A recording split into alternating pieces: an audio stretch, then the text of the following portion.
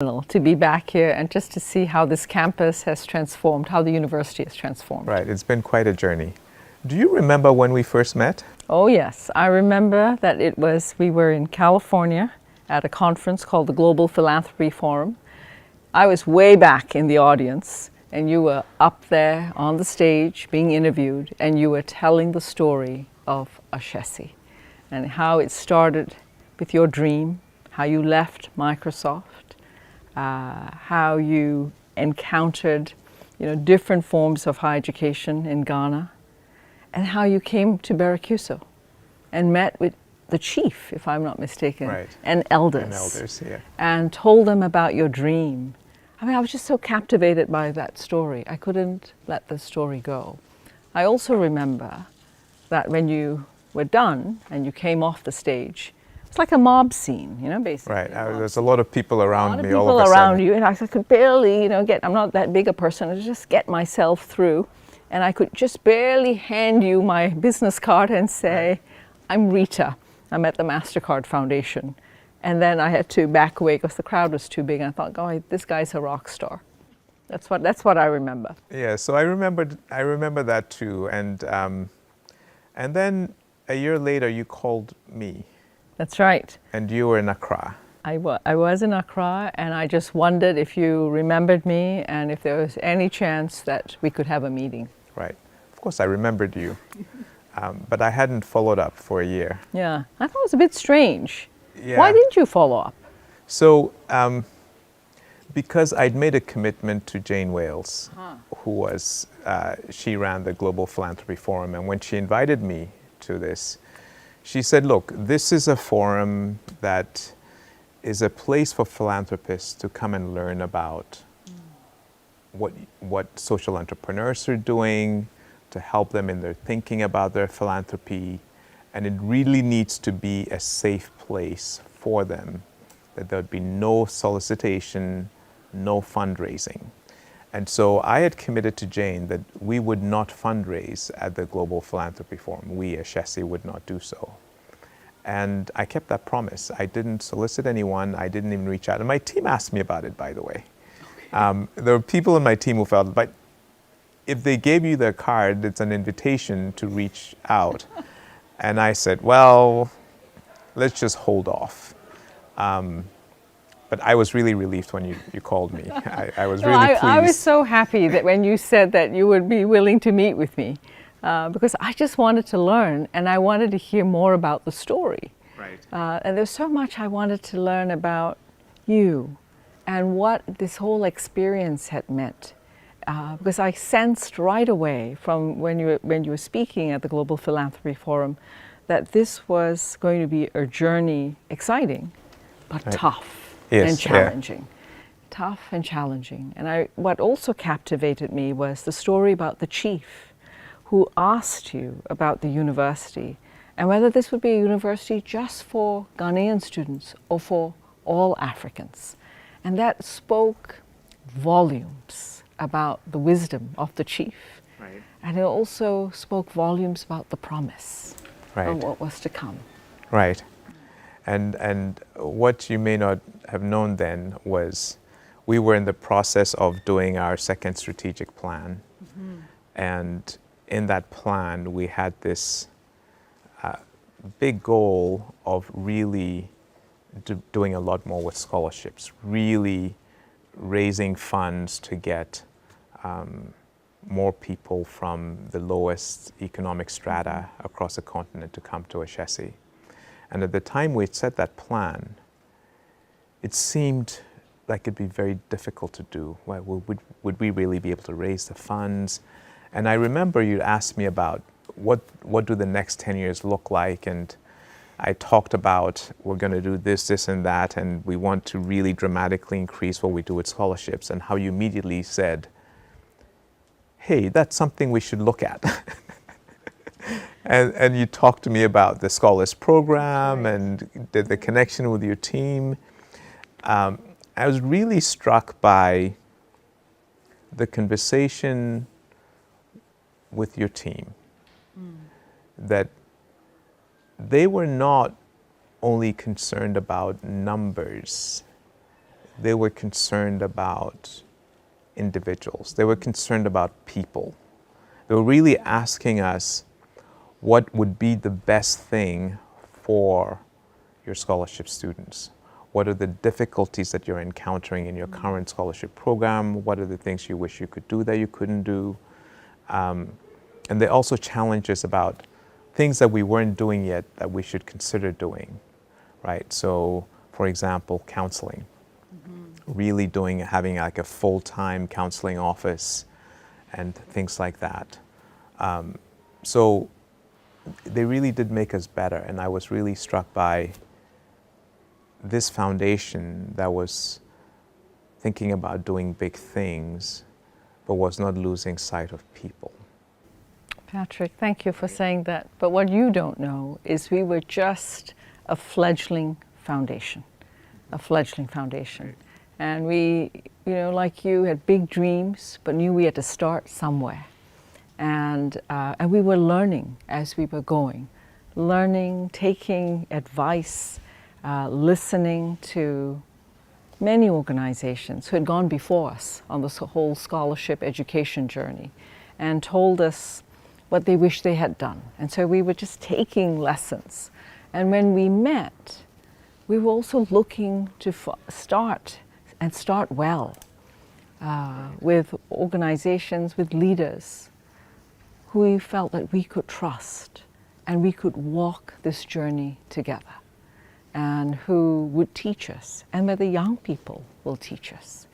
And right away, we just felt from the engagement, the openness, the willingness to put difficult situations, difficult things on the table and ask, how do we solve them? Right. And what do we do?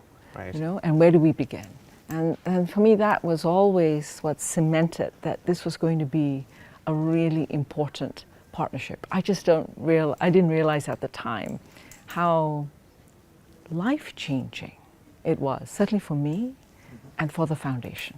Right. And for the Scholars Program. Yeah, and you talked about the chief of Brekuso, and I remember I told you that when we first met them and we were negotiating for the land, we had arrived for a meeting and he made us wait because the youth leaders were not present yet. That's right. And he said it's really important that the youth must be here because this is about their future, right? And you were really struck by that. You were like, I think your words were, wow, that's a lot of wisdom.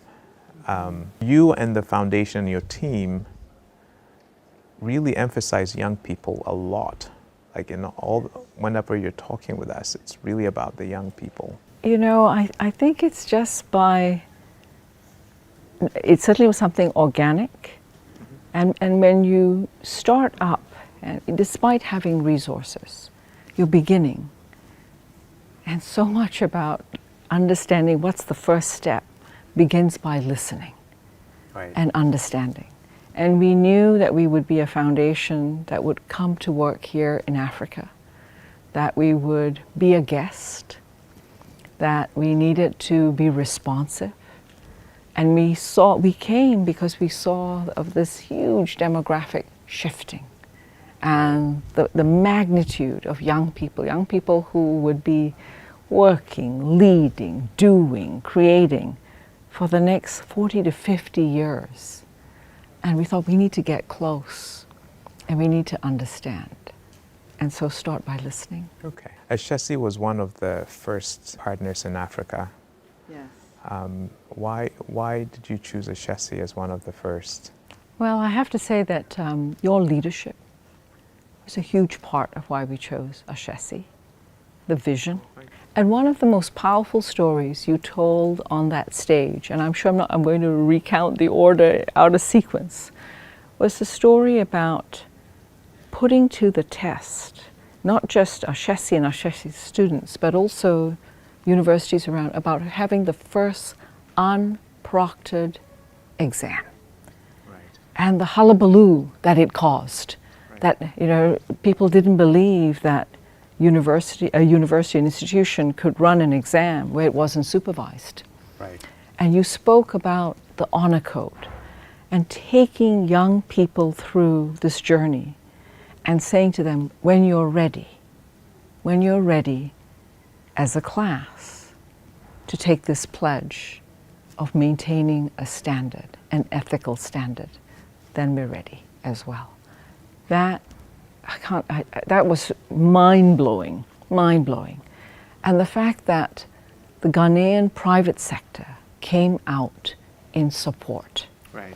and said right away, this is the kind of university we need, and these are the kind of students, and this is the workforce that we want. That was a powerful story. Yeah. That was a powerful story. That was a really special moment for us when the honor system was challenged, because yes, we did the ethics conference, and Ghanaian private sector were present to say this, what's happening at Ashesi is really important for our country. But internally within the university, we had received a directive that said, you've got to discontinue this thing or you might lose accreditation. And just the response of the students, of course, but their parents. Right, the parents were amazing because, they were paying the fees, right? There's this risk for them and for their children and their wards. And I remember one mother who stood up and recited the Ghanaian national anthem to us. And the national anthem of Ghana is a prayer, right? It's a prayer asking God to bless our country. But one of the things that it asks for is that we have the courage, we have the courage to be honest, to really value honesty. Fearless honesty is what we talk about in our national anthem. And she said, if this is not fearless honesty, I don't know what is. You are the one institution that is living up to the aspirations of our national anthem. And you should not stop, right? So anyway, I'm glad that was one thing that really struck you as well. I've never forgotten that. And that was directly influential when we began to we were still crafting the Scholars Program. Right. And as a result, we said, look, this is going to be an educational program. It's not a scholarship program. Right. The scholarship is just the vehicle. Right. This is going to be an educational program. It's going to be a leadership development program. But most importantly, it is going to produce, generate, support, nurture ethical, transformative leaders. And that's been a mainstay of why the scholarship program or the Scholars Program, whatever anyone calls it, the MasterCard Foundation Scholars Program, needs to keep its promise about ethical leaders, transformative leaders. Right. So on that note, I'm just wondering, are there things that you would share with African university presidents and vice chancellors? What are some of the things that you would hope that we all keep in mind moving forward? And I know you're working with a lot more African universities these days. Ashesi was our first African higher education institute. Well, you were among the first in the cohort of partners to begin with in 2012.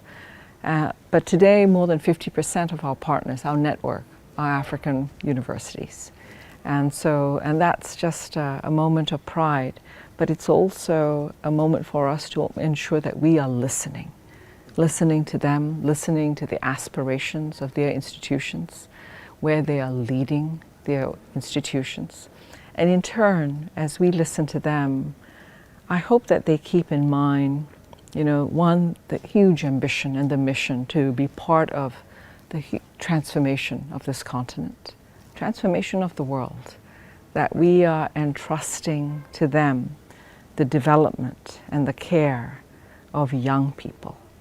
And even as they grow in numbers, and some of these universities are large institutions, that they think about the individual stories young people carry with them, the dreams that they have, and the role at this point in time of the university, of the institution, in that young person's life. They think about all the things that they could do, should do, to enable this young person to start out life and put them on a trajectory.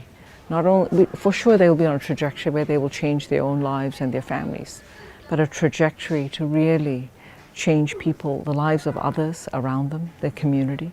And just as exactly as what I see today with so many of the young people who have graduated from Ashesi, whether they are helping us monitor fair elections, save babies who are preemies, whether they are starting up other companies, dreaming up devices and tests and different tools, or whether they're entering public service. That's what those vice chancellors need to think about.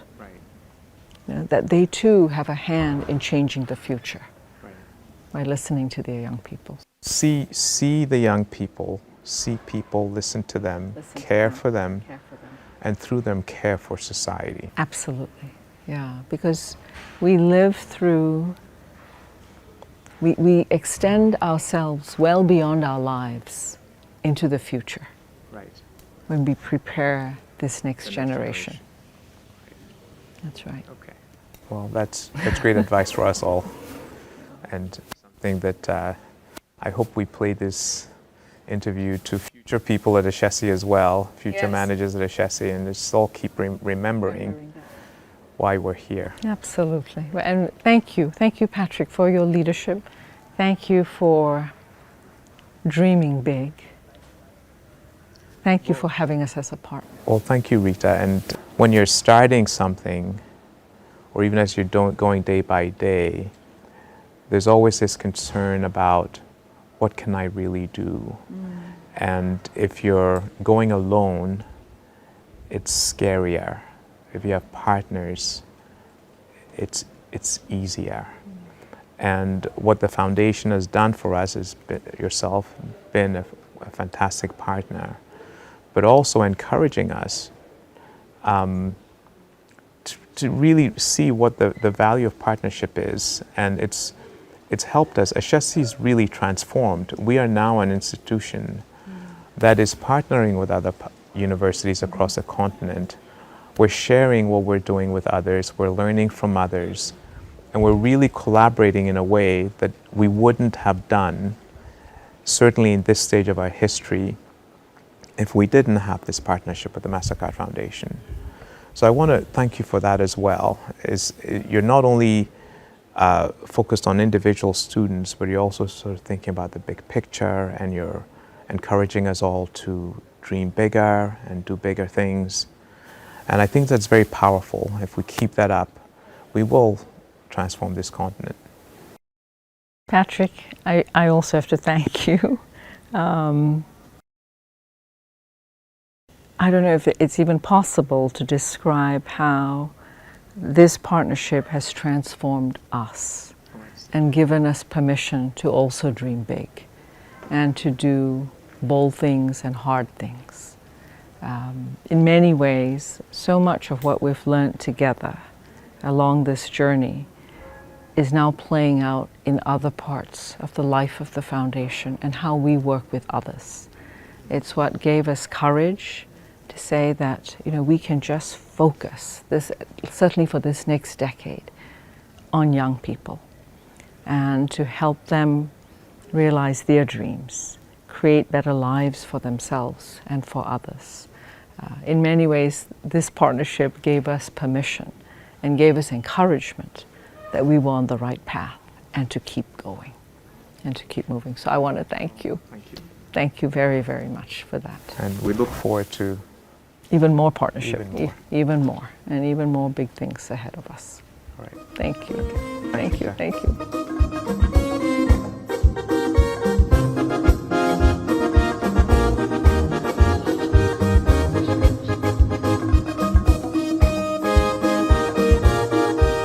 Christmas is with us, join the celebration. It's a time to rejoice, rejoice, my brother, my sister. Rejoice, rejoice, come and share our jubilation. Christmas is with us.